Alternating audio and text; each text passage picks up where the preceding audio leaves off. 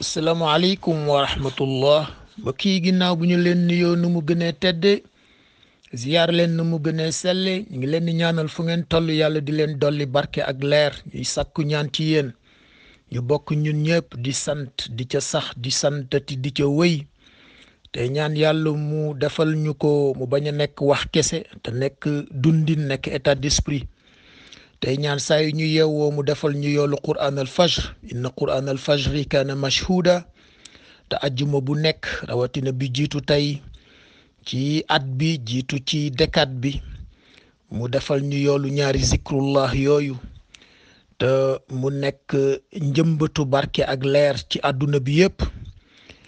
di jégglu nag mbokk yi tabarakallahu message yi takku na lool te moom li may faral di wax aaya bi tollu juróom-ñett fukk ak juróom-benn ca suratu nisa di ñeenteelu saar moom moo tënk képp ku ñu yónnee message farata la ci yow nga tontu bu gën a rafet ndax yàlla daf ni wa ida xuyitum bi taxiya fa xayu bi ahsana minha te ki la wax bonne année ndeysaan yëkkati taawam yëkkati yéeneem bu rafet yónnee la wala yàlla nee na delloo ko bu gën a rafet. waaw li ma doon wax nag xam naa ni day gën a yomb ci man xëy na ma def tir groupé waaye farata la ci man message bu ma jot ma tontu ci individuellement dafa fekk nag jot gi moo ko mayegul kon maa ngi ñaan mbokk yi ñu jéggal ma rek waaye incha allah benn bu ci nekk dinaa ci tontu ni ma ko yàlla sante delloo leen yéene bu gën a rafet fa xayu bi ahsana minha léeg-léeg nag day jekk lool ba doo am bu gën a rafet waaye yàlla wutal nañu alternative aw rudduha wala nga delloo bu mel ni moom. kon ñu ngi leen di yeesalaat suñuy vœu yéen ñëpp di leen ñaanal atu barke atu leer ci wàll yëpp mu topp leen ba ci seen i sëtaati sët ñu des ci seen darsu téeméer ak juróom benn ci suratu Yusuf te nekk ci seen boobu nga xamante ni mooy diggante ñaari aaya yi dañ la waxoon ci seen artistique bi ñi ko fekkee te muy ñeenti ñi buur bi ci boppam nga xam ni daf ci yam ña ko sos di Zulayxa ak Yuusuf ak sagesse populaire bi ñu indi ci personnage impersonnel te mooy shahida shahidun min ahliha te mooy liy atte lii génne délibération bi waaye ñaar ñi nga xamante ni ñoom la ñu tuddee les mises en cause te mooy ndey mbind ñi mooy Yuusuf ak Zulayxa léegi ñoom ñaar wax nañu mooy aaya ñaar fukk ak juróom beeg ñaar fukk ak juróom benn bi loolu moo indi scène boo xamante ni seenu crise la crise nag bu amee faw ñu saafara ko doog a jàll ci leneen moom laa lay wax boo xoolee grille matricielle lu rôle bi te loolu ñiy def project management moom la ñuy wax matrice d'assignation des responsabilités te mooy booy tëral dara ci sa kër sax ku ne da nga koy jox rôle yow raxasal douche bi yow fobeereel yow yebbil lave-vaisselle bi yow demal nga yóbbu yëre yi ci nga trier ko lave-linge bi yow defaral néeg yi ku nekk nga jox ko rôle waaye fii ku nekk ci ñoom rôle bi nga am ci ñeenti tâche yi taxaw te mooy ñeenti matuwaay yi seen artistique di indi mooy seetlu settantal nuñ ko waxeeti woon observation analyse interprétation délibération ñoom ñeent ku ci nekk da nga ci am rôle waaye boo ko doon def ci grille matricielle day am yooyu ticket am yooyu croix nda Zulayxa ak Yuusuf comme ñoom ñaar la ñu war a atte ñoom atte bi amuñu ci kàddu waaye gis nga Zulayxa crise bee tax tabarakallahu mu jalgati yëpp rek pour ñëw indi solution ndax moom dafa addu pour sauver Youssouf ci posture boo xamante ni posture bu ñu mën a tudde posture bu déguisé la ndax buy wax da ngay yaakaar ni dafay enfoncer Youssouf li mu ne maa jazaa'u lan mooy sanction wu te baat bi riche lool ci luga alquran xam naa dañu koy leb sax ndax xisa bee tax jëluñu analyse factorielle u jazaa'u bi waaye jazaa'u dafay firi léeg-léeg lu positif léeg-léeg mu firi lu négatif maanaam lu wuyu wala lu antu ndama jazaa'u bi mu ko waxee moom boo demee ci alxuraan léeg-léeg yàlla ne jazaa'uhum inda rabbihim jannatu adnin xam nga kooku moom tabarakallahu waaye moom jazaa'u bi lim ci yéene sanction la lan mooy sanction wu man arada bi ahlika su'an ki nga xamante ni dafa jote ak sa famille te nammalu leen yiw te looloo nekkoon ci constitution Égypte ancienne à l'époque mu nar a graaw lool nda Yuusuf wax bi mu tontu moom pour setal boppam ni xaalat hiya raawadatni an nafsi yëgul ni moom itam kaddu ba muy wax ndekete kaddu ba déli la ndax moom kon léegi wax na ni waa kër famille royale bi daf ndaw si da koo sàkku te loolu déli la ca Égypte ancienne à l'époque ndeysaan moom ngay dégg léeg-léeg bu situation déli amee nga gis ñi la ñu koy waxeeti encadré ci wàllu justice bi ne la moytul nag sa kaddu mën na laa gën a dugal moo tax ñu lay wax naan xaaral ba sa avocat ñëw looy wax rek xaaral ba sa avocat ñëw lu doy waar la nag ci scène bi ndax mi ngi jàngale lu bëree bëri nda buur ku yabu rek mooy tuddi jote ak njabootam wante buur la ñu waxuñu gouvernement nda gouvernement ak buur bokkuñu xam nga type de pouvoir yi am ci système politique lu mat a ràññee la te moom la scène bii di jàngale moom la science politique tam di jàngale da boo koy gëstu da nga ca gis façon yu dul jeex anarchie ngi fi te anarchie boo demee ci science politique dañ lay wax am na anarchie bu socialisme am anarchie bu capitalisme am anarchie bu communisme ci système politique yi autoritarisme am na ci te mooy état policier autocratie am na ci li ñu tuddee absolutisme xaw ma nag nu ma koy waxee ci wolof waaye ñi gëstu science politique xam nañu miin nañu baat yi despotisme monarchie dafa am monarchie absolue am monarchie constitutionnelle am monarchie parlementaire comme bu suñu mbokku tabarakallahu United Kingdom yi nga xamante ni bu jekk la bu active la ci ngay xamee ni ndekete peuple moo yor pouvoir boo ñëwee fii ci suma mbokk Suisse yi ñoom tabarakallahu ñoom du monarchie ñoom fédération la waaye li ñuy wax suffrage direct moo fi xew te mooy lu ñu yëkkati rek laaj peuple bi seen xalaat ndeysaan maa ngi ci fàttaliku rek at yële ci ginnaaw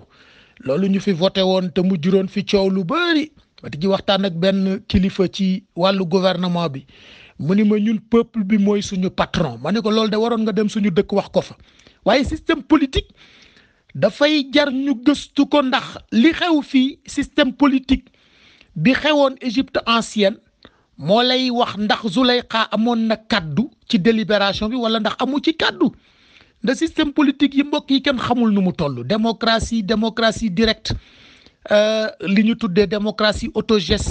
autogestion defe naa su ma juumul fédération am na sax lu ñu tuddee orchocratie ak parti unique fascisme am na dictature militaire am na duché émirat principauté sultanat empire moom du fi xaj waaye li ngay forme yi nag forme mën na nekk système politique mën na nekk forme de gouvernement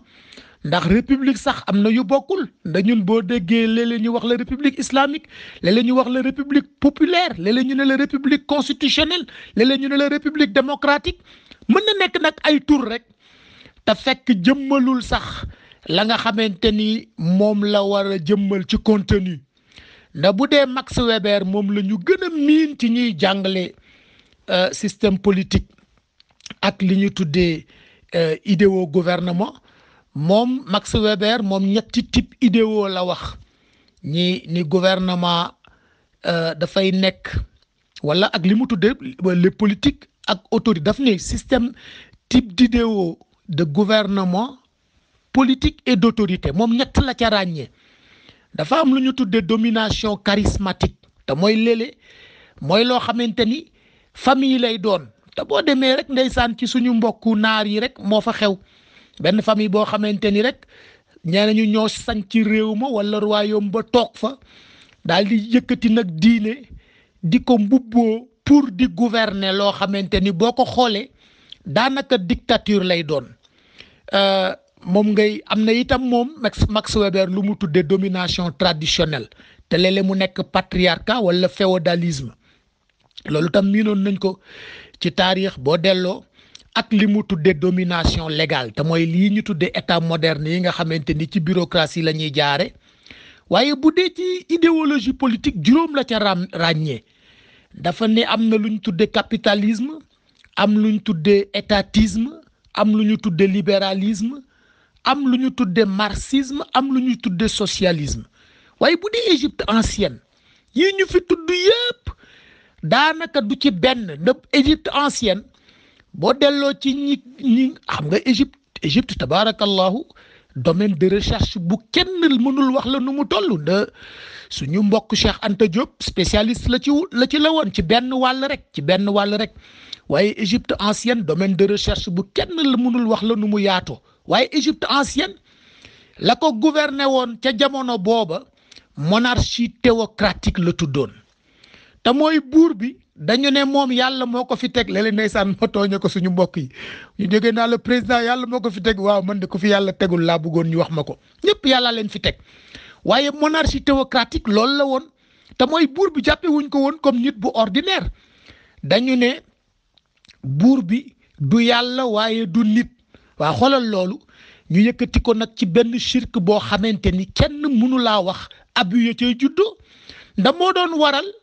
buur bi lu ko neex dogal nit ñi dañ koo war a nangu ndax dañu naan moom li mu wax yàlla yi waxuma yàlla de ñoom seen yàlla yooyu Haamun yooyu ñu doon jaamu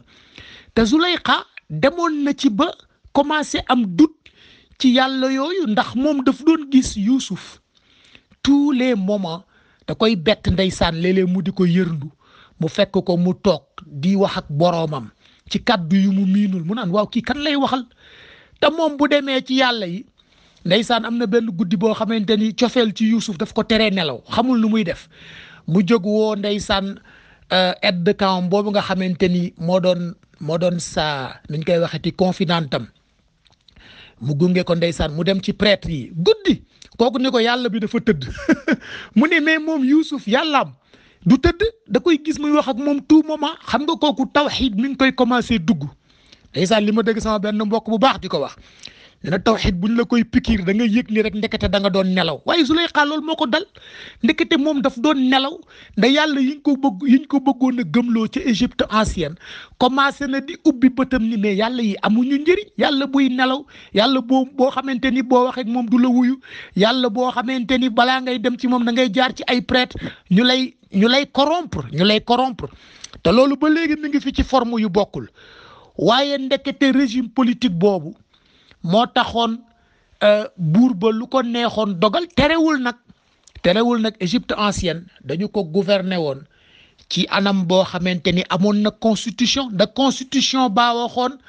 man arada bi ahlika suu an ku joteeg famille royale bi yow yaa tooñ te loolu ndeysaan léeg-léeg nga gis ko ñun ci suñu république moderne yi nga xamante ni dañu ko wax ci kàddu ni rek waaye dëggaluñu ko da ngay gis koo xamante ni dafa am tous les droits pour addu ñu ne ko doo ko fi waxee lu tax ndax nee nañu ni muy waxee dafa niroog lu contre président te nee nañu président yàlla moo ko fi teg fekk président nit ñi ñoo ko fi teg ndax nit ñee ko fi fal yàlla ay yonent la yónni yonent yi mu yónni bu ñu ñëwee ndeysaan da leen di jox pouvoir ba pare tànn leen na mu defoon Yusuf ca wa kadhalika yashtabika waaye li xew ci aaya 25-26 bi muy seen boo xamante ni seen bu yéeme la ci li Zuleyxa saña usurper pouvoiru buur bi addu boo xamante ni dafay délibéré ndekete situation de crise baa ko waral looloo ko lal régime politique ba fa nekkoon dafa am ay restriction waaye itam am permission Zuleyxa nag toppatoowu ci restriction toppatoowu ci permission mais est-ce que moom kon mën na amender constitution bi ci cas particulier bii nga xamante ni moom lañ lay wax tailored amendment ndeysaan léeg-léeg nga gis suñu gouvernement yi def ko wala suñu état yi benn situation boo xamante ni rek arrangé wu leen ñu jaar ci assemblée nationale daal di amender constitution bi ci anam boo xamante ni léeg-léeg mu indi crise ndekete Zuleyxa moom itam situation bi ni mu demee nii dafa war a indi benn amendement boo xamante ni sur mesure la am nañ fi ndeysaan mbokk buñ doon tooñ ko naan ko constitution sur mesure nga defar Zuleyxa nag loolu ngay seetlu ni kon régime politique bu Égypte ancienne bi nekkoon monarchie théocratique restriction ya ca amoon ak permission ya ca amoon moo ko may ci situation crise bii ñu nekk mu war a génne tout de suite luy sauver Youssouf ndax bu waxul rek ndeysaan ñu jël Youssouf yóbbu ko appliqué ci moom li constitution bi wax man arada bi ahlika su'an te mooy ñu rey ko waa seetal nag ñun ñi nga xamante ni jigéen dañu koy xañ baat ci biir kër te jigéen mi ngi am baat ci système politique pour sauver situation ak sauver bakkan te sauver bakkan yàlla wax wa man ahyaaha fa ka annama ahya an-naasa jami'an xamuloo ni situation crise bu amee te bakkan nar a faat yàlla toppatoowu ci ku gëm ak ku gëmul bakkan rek la wax moom laa doon wax benn mbokk ndeysaan ma ne ko boo rek ñu dellu ci jàngale yonent bi te ku nekk rek ñu jox la cër bi la yàlla jox te mooy ñu fonk la nga nekk ku cher ci ñun bakkan bu nekk rek te du bakkan humaine rek sax da yàlla gàncax yeeg rabu àll yeeg minéraux yeeg yooyu yëpp moo leen bind waaye bu ci nekk rek dañu ko war a jox àqam te mooy ñu jàppe ko lu cher lu ñu war a sauver waaye ndekete yàlla nee na benn bakkan rek ku ko sauver yaa ngi mel ni ku sauver àdduna kon xanaa loolu kon doy na motivation ndekete Zuleyxa il faut que mu usurper rôle buur bi ndax buur bi moom mi ngi ci observation fi mu nekk nii temps ba muy analyser di interpréter di délibérer bu ko fi Zuleyxa xaaree constitution Égypte ancienne moo ko dul xaar mooy ñëw jël Youssouf rek yóbbu ñu condamné tabarakallahu ndeysaan daal di faagaagal te loolu gis nañ ko ci taarix ba tàyyi gis nga ko ci ndeysaan histoire yonent yàlla Moussa décret boobu Firawna jëloon ni kenn du fi judd di góor gis nga ko ci kaawu Namruus ba ko Ibrahim ne rabbi alladi yuhyi wa yumit mu ne ko qaala ana uhyi wa umit woo ay condamné rey leen ci saasa pour loolu bew pour wane ni moom itam dafay dundal dafay rey waaye Zuleyxa fokk mu sàkk pexe pour sauver situation bi nda buur bi ci observation bi mu nekk tey boroom kaddu di tam homme d'état nga xamante ni dafa war a teey mi ngi commencé léegi di confronter mébét bi mu amoon ci Youssouf ba dénk ko Zuleyxa akrimi maswaahu ak situation de crise bi am nga xamante ni bu bàyyee constitution réew mi constitution bi daal di rey Youssouf moo tax nga xam ni jigéen ñi tabaarakallahu ku yabu rek di leen jox seen cër di leen di bëgg a xañ baat ci biir kër yi ndekete ñoom ñooy sauver nation yi moom laay wax mbokk yi fan yi ma ni suñu penc ni ñu sonnalee jigéen ñi ci biir kër yi teg leen coono yu metti di xaar ci ñoom lu nekk te joxuñu leen benn moyen dafa jaadu ñoom tam ñu dimbali góor ñi revenir sur terre parce que góor ñi ci nuage la ñuy dund te mooy révolution silencieuse boobu ñuy wax mu war a jóge ci biir kër yi te jigéen ñi jiite ko Zuleyxa jàngale na ko Sayyidatuna Aïcha itam jàngale na ko moo tax alquran tabarakallahu bu ñu yaboo rek di ci dem di gëstu li ñu ko yàlla waxee ibratan li ulil absar xam nga buy commencé saar bi daf lay wax naan ayatun lissaa'ilin waaw mu nee na indication yëpp ngi ci pour tous les types d'interrogation yéen a ngi laajte waaw régime politique lan mooy permission lan mooy restriction mun la demal nga xool scène boobu nekk ci 25-26 mën nga ko caa jànge léeg-léeg nga ni waaw jigéen lan mooy cëram ci réew mu ñu la demal xool Zuleyxa léeg-léeg nga ni waaw famille moom naka la ñu war a comporté wu mun la seetal waa kër les frères de Youssouf laqad kaana fi Youssofa wa ixwatihi ayatun lissaa'ilin boo demee nag ba ca jeexital ba da naan comme nag léegi jàll nga xisa bi ba mu jeex laqad kaana fi qasasihim ibratun li ulil absar interrogation ya nga amoon ca njàlbeen ca aayo juróom-benneel ba boo demee ca aayo ñaar téeméer ak fukk ba mu ñu la waaw xanaa léegi nag am nga ay réponse yaa ngi commencé ñëw nda Zuleyxa usurpation de fonction bu mu def fii bokkul ak usurpation fonction ba ndeysaan naka lañ ko waxeeti woon defe naa ba ñuy nafar yonent yàlla Nuux bokkul ak usurpation fonction boobu nga xamante ni moom la seytaane defoon ca maam Adama ak maam Hawa usurpation fonction bi Zuleyxa def fii pour sauver bakkan la te yàlla nee na bakkan ku ko sauver surtout bii ndekete kon baat bi ñu nar a xañ jigéen ñi ci biir kër yi bu ñu amee ful la ba jël ko mën nañu sauver état te mbokk yi gis nga statistique mortalité yi boo koy xool ak accident yi ci tali bi toujours daf lay wax ni la ñi ëpp ci ñiy causer accident ak ñi nga xamante ni ñoom ñooy causer mortalité yi ci tali bi góor ñi la da jigéen ñi boo leen xoolee ñoom seen rôle bi leen yàlla dénk mooy sauver dund nda déjà moom ña ngi koy commencé ndeysaan ci ëmb wasin nampal loolu la yàlla tudd ni ñoom rek ñoo ko mën da bu ko góor yoroon ba tey àdduna tukki na nda boo ànd ak jigéen ñi yor oto ci tali bi sax da ngay gis ñuy xool sa tableau de compteur de vitesse naa la yow xoolal defal ndànk teggil sa tànk buñ la ko waxee rek booy boo nga déglu leen ndax loolu dafa bokk sax ci li recherche yi génne de mise en cause yi ci tali beeg mortalité yeeg accident yëpp lu ci ëpp góor ñi la jigéen ñi dañuy sauver dund di sauver situation Zuleyxa loolu lay jàngale fii seetal ni mu usurper rôle yëpp indi am pouvoir u amender constitution pour sauver bakkan jar na ko te kat buur bi loolu moo ko encouragé ci réforme yi nga xamante ni jël na ko réforme yoo xamante ni moom ba mu koy mébét gisul kenn ci ñi ko wër koo xamante ni mën na koo jëmmal ndalele day am ndeysaan ci kilifa le sëriñ ba waxoon nee na kilifa gi dafa toog ba yàgg nee na mu woo ki mu gën a wóolu ci njaboot gi ni ko man daal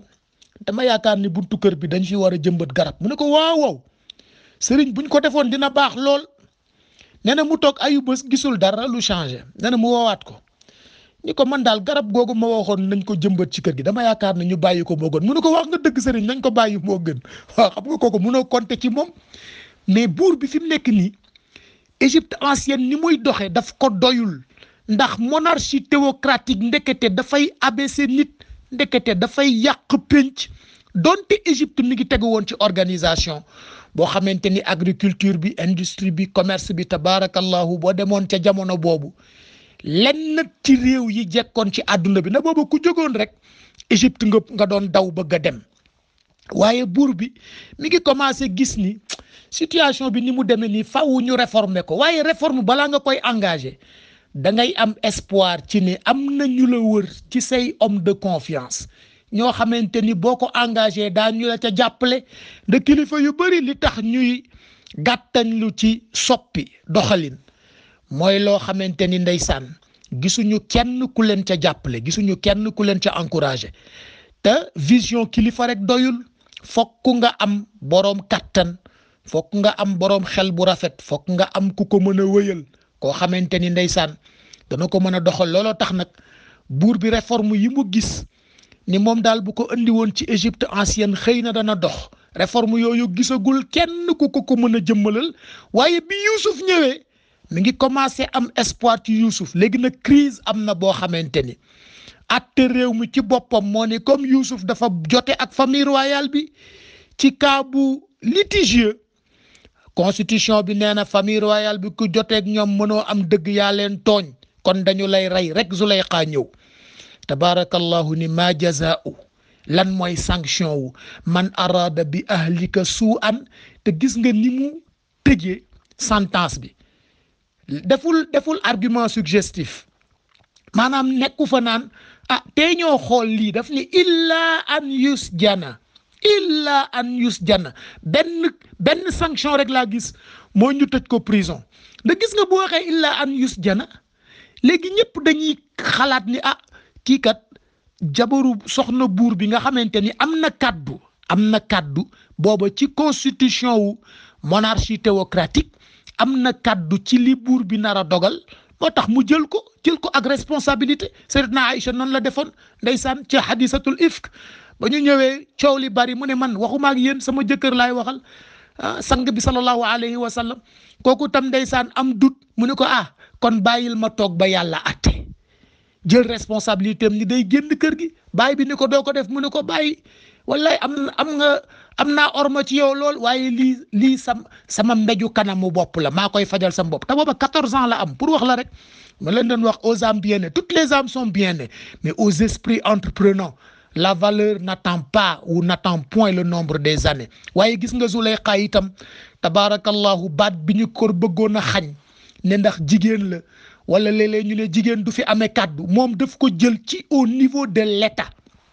te ñun léeg-léeg nga gis ko ndeysaan suñu penc léeg-léeg ñu ne la nangam boobu kat boo bëggee mu sotti bu ko wax président demal nga wax ko soxnaam lu tax parce que soxna yi léeg-léeg wallaay situation crise yi ñoom ñoo koy régler te loolu dafa yàgg te moom la yàlla di wax naan wallahu ghalibun ala amrihi ndax plan wu yàlla mooy loolu plan wu yàlla mooy lu constitution monarchie théocratique tëral yàlla rek ko mën a jalgate ca wallahu ghalibun ala amrihi waaye moom du yónni malaaka mu exercer ko da koy jaarale ci jigéen boo xamante ni kat penc mi tuumaal nañ ko fi mu nekk nii nee nañu wa qalat niswatun fil madina yéen dégg ngeen li xew ñu ne imraatul azizi de turawidu fataha an nafsihi wallaay ndeysaan te loolu àggaguñ ca sax mooy li ñu daanele tey ci tajwid bi waaye yàlla nee na wallahu ghalibun ala amrihi de man samay plan ñooy féete kaw de seen régime politique yi ngeen ñi tëral lu ci bëri ay tappale la sama plan mooy féete kaw de walakinna aksara nnaasi la yaalamun waaye la majorité des gens xamuñu ndeysaan moom lañ doon wax ni majorité yi ñuy wax léegi ci système politique yi benn du ci majorité qualifiée ay majorité quantitative rek lañu te moo tax crise yi am léegi ci régime politique yi nga di ko gis da ngay gis état bu ñu la ni réew mu ñu la ni démocratie moo fay dox ñu organiser élection gouvernement ñu def élection ya kenn mënul génn ni yaa raw pour former gouvernement coalition sax pour nga def ko problème la te yi ma ci gënoon a miin at yi passé Hollande ak Suède toog nañu daanaka lu mat at ci élection yu ñu tëral ba noppi ñu ne waaye mënuñoo former gouvernement Israël a ngi ni ci crise bu mel noonu la nekk kon loolu moo lay wax wallahu ghalibun ala amrihi système u yàlla mooy dox walakinna aksara nnaasi la yaalamuun te ndeysaan réforme bii nga xamante ni moom la Zulaykha indi di amendement sur mesure moo encouragé buur bi moom itam ba vision bi nga xamante ni moom la bëggoon a doxale Égypte mu commencé am yaakaar ci ne xëy na gis na ku ko nar a jëmmal te mooy Yuusuf te loolu àggaguñ ca waaye taxawaay bu responsabilité bii Zulaykha am ci scène bi nga xamante ni ñeent donga ko fekke li état bi di puissant yëpp ñeent donga ko fekke ca moom ak Yuusuf ak tabaarakallahu buur baak shahidun min ahliha moom ngay xool ni moo jur modèle de développement bi nga xamante ni moo gën a yaakaarlu booba ba léegi modèle de développement bi gën a yaakaarlu mooy modèle bi ñu miin ci Harold Domar te kii doon américain bu juddoo à l'époque benn dëkk bu nekkoon wetu Varsovie te bokkoon ci Russie à l'époque kon moom russe la juddoo waaye nationalité américaine la am dem jàngi économie ba tabarakallahu nekk ca mbër Harold tam